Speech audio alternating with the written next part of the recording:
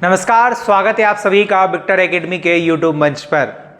दोस्तों, मैं आपका साथी देशराज मीना आज एक नई वीडियो के साथ में उपस्थित हुआ हूं। आज पढ़ेंगे साथियों नागार्जुन के बारे में। नागार्जुन के संपूर्ण जीवन परिचय के बारे में पढ़ेंगे, उनकी रचनाएं और साहित्य में स्थान एवं कला भाव आदि उनका सारा का सारा हम अध्ययन करने वाले हैं। तो चलिएगा प्रारंभ करते हैं। दोस्तों देखिएगा, नागार्जुन का जन्म बिहार के दरभंगा जिले के सतलका गांव में यानी कि ग्राम में 1911 में हुआ था।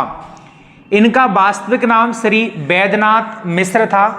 प्रारंभ में इन्होंने यात्री नाम से कविताएं लिखी।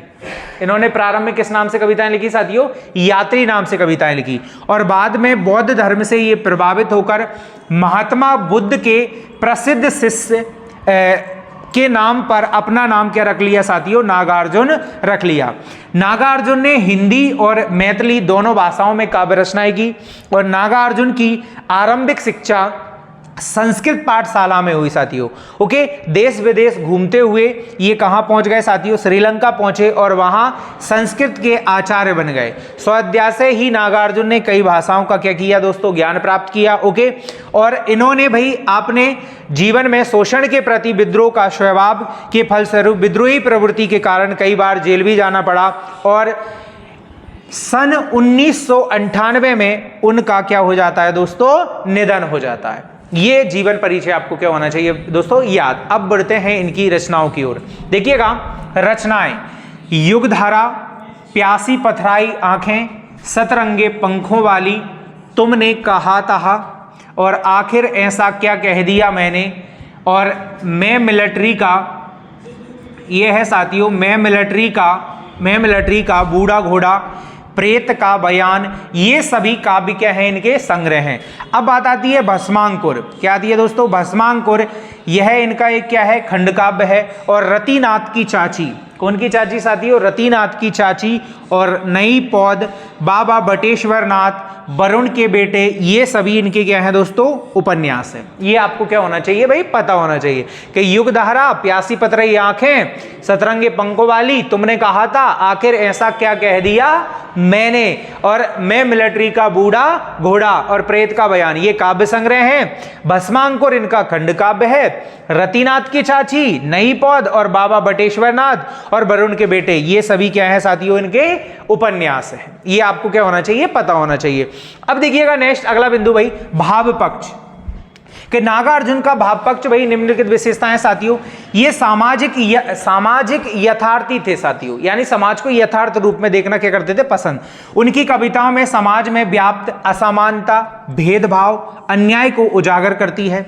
वे गरीबों और वंचितों की क्या करते हैं? अपनी रचनाओं में आवाज उठाते हैं साथी। ओके, और मानवता और संवेदना, यानी कि इनके रचनाओं में मानवता और संवेदना देखने को मिलती है।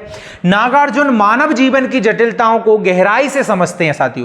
उनकी रचनाएं मानवीय भावनाओं, प्रेम, पीड़ा और संघर्ष को संवेदना के साथ क्या करती है दोस्तों? प्रस्तुत करती है। ओके, और भाई आक्रोश और विद्रोही स्वभाव तो इनका था ही था साथियों, यानी कि उनके लेखन में एक स्पष्ट आक्रोश है जो सामाजिक, राजनीतिक, आर्थिक अन्याय की क्या है साथियों? खिलाफ है।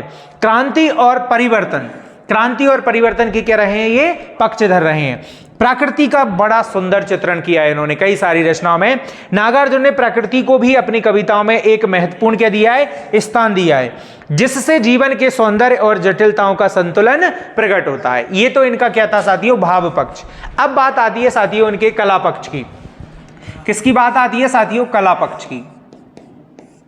इनकी कला पक्ष की बात आती है, यानी कि नागार्जुन का कला पक्ष निम्नलिखित विशेषताएं, जैसे देखिएगा, सरल और प्रभावमयी भाषा रही इनकी साथियों। कैसी भाषा रही? सरल और प्रभावमयी भाषा रही।